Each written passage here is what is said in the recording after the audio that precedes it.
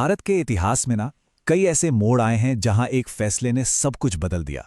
आज हम एक ऐसे ही फैसले की कहानी में चलेंगे जिसने सिर्फ भाषा नहीं बल्कि शायद हमारी सोच तक को एक नया मोड़ दे दिया। चलिए उस पल और उसके पीछे की सोच को समझने की कोशिश करते हैं। वो साल था 1835, एक ऐसा साल जिसने भारतीय उपमहाद्वीप में एक बहुत बड़े बदलाव की कह सकते हैं नींव रख दी। और यहीं से हमारा असली सवाल शुरू होता है। क्या ये सिर्फ एक मामूली पॉलिसी अपडेट था या फिर एक पूरी संस्कृति को एक तरह से रीसेट करने का प्लान था? तो 1835 से पहले भारत में पढ़ाई लिखाई का माहौल कैसा था, ये समझना जरूरी है। चलिए पहले उस दुनिया में झांकते हैं जिसमें ये नया आइडिया लाया गया। उस जमाने में भारत में गुरुकुल, मदरसे, पाठशालाएं मतलब एक पूरा वाइब्रेंट सिस्टम था। पढ़ाई होती थी अपनी अपनी भाषाओं में और पारंपरिक ज्ञान पर जोर था। लेकिन फिर एंट्री होती है थॉमस बैबिंगटन मकॉले की और उनके मशहूर मिनट ऑन एजुकेशन की। इसने कहा कि अब से अंग्रेजी ही पढ़ाई का मुख्य जरिया होगी और पश्चिमी विज्ञान और साहित्य को सबसे ज्यादा अहमियत दी जाएगी। अब आते हैं सीधे मुद्दे पर। मैकॉले के उस डॉक्यूमेंट में आखिर लिखा क्या था? उनका असल इरादा क्या था? उनका लक्ष्य बिल्कुल साफ था, एक ऐसा नया क्लास बनाना जो शासकों और जिन पर शासन हो रहा है उनके बीच एक पुल बन सके। और ये है वो मशहूर और कह सकते हैं कि विवादास्पद लाइन। मैकॉले ने साफ साफ लिखा कि मकसद एक ऐसा वर्ग बनाना है जो खून और रंग में तो भारतीय हों लेकिन सोच, पसंद, नैतिकता और समझ में अंग्रेज हों।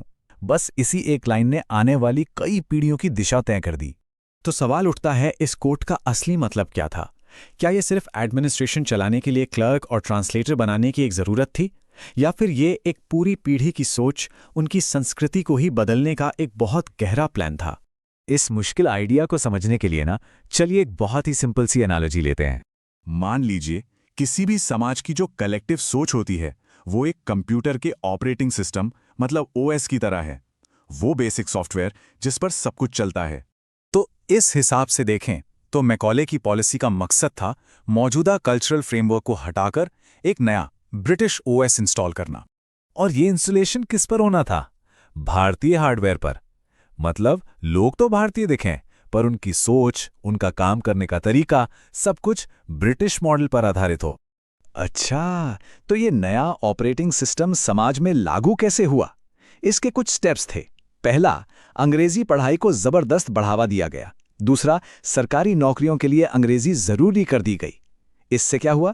ये एक सपनों की भाषा बन गई और नतीजा, एक नया पढ़ा लिखा तबका तैयार हुआ जो पूरी तरह से अंग्रेजी में डूबा हुआ था।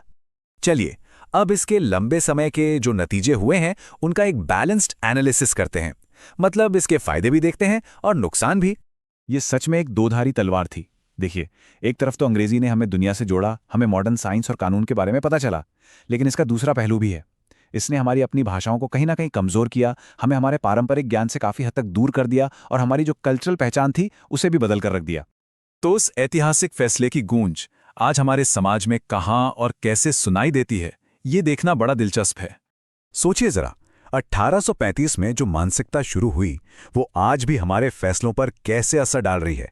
आज भी देखिए, ज्यादातर लोग अंग्रेजी मीडियम स्कूलों को ही बेहतर मानते हैं। हमारे अपने ज्ञान को अक्सर अरे ये प्रैक्टिकल नहीं है कहकर साइड कर दिया जाता है। इंग्लिश बोलने के एक्सेंट पर लोगों को जज किया जाता है। ये सब कुछ अचानक नहीं हुआ है, इसकी जड़ें बहुत बहुत गहरी हैं।